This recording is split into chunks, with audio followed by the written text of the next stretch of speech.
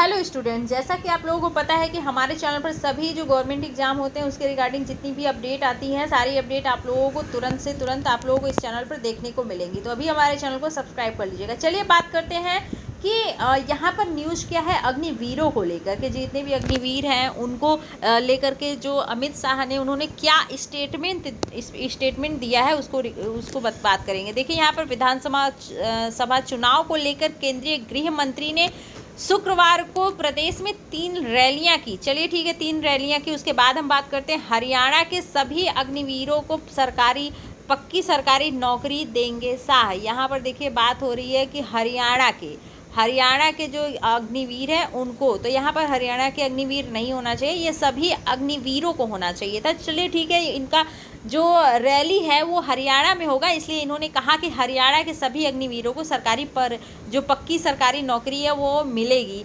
तो यहाँ पर सभी अग्निवीरों की बात हो रही है शायद यहाँ पर, क्योंकि देखिए यहाँ पर लिखा हुआ है कि हरियाणा के, तो हम इसमें क्या कह सकते हैं।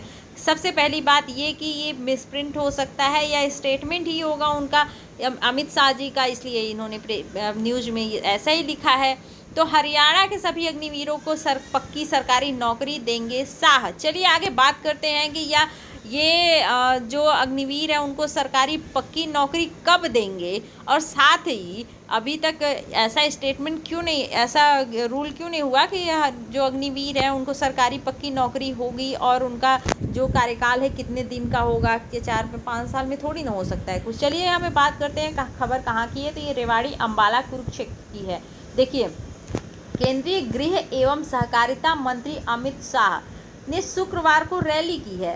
अब उन्होंने विधानसभा चुनाव के लिए हरियाणा में 3 रैलियों को संबोधित किया। वहीं रेवाड़ी में जन आशीर्वाद रैली को संबोधित करते हुए उन्होंने वादा किया कि भाजपा सरकार हर अग्निवीर को पेंशन वाली नौकरी देगी। अच्छा, पेंशन वाली नौकरी देगी, ये 4 साल या कितने साल के लिए, ये इन्होंने कोई कंफर्म नहीं किया है। यहाँ पर देखिए, यहाँ पर जो अमित शाह हैं वो उन्होंने कांग्रेस पर दलितों का अपमान करने का आरोप भी लगाया है। तो चलिए ठीक है, ये इनका राजनीतिक मामला है, ये कुछ भी बोलें।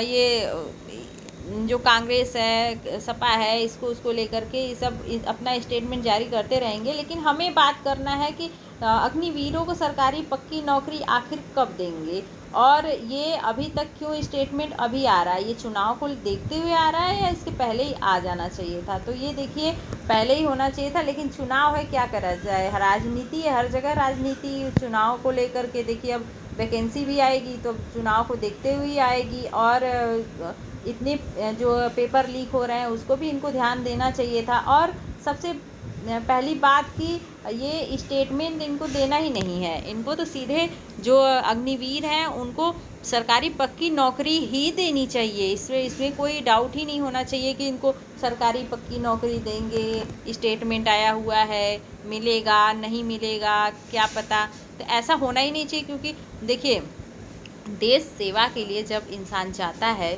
जो अभ्यर्थी जाते हैं, तो वो क्या 4-5 साल के लिए ही जाएंगे? 4-5 साल में आप उन्हें रिटायर कर देंगे, फिर कहाँ जाएंगे?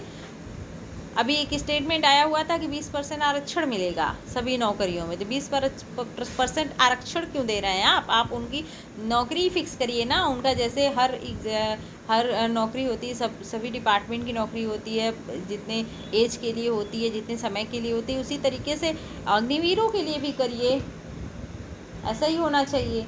तो चलिए मिलते हैं ऐसी अगली जानकारी में, जो भी अपडेट होगी आप लोगों को इस चैनल पर मिलती रहेगी। तब तक के लिए नमस्कार, जय हिंद, जय भारत।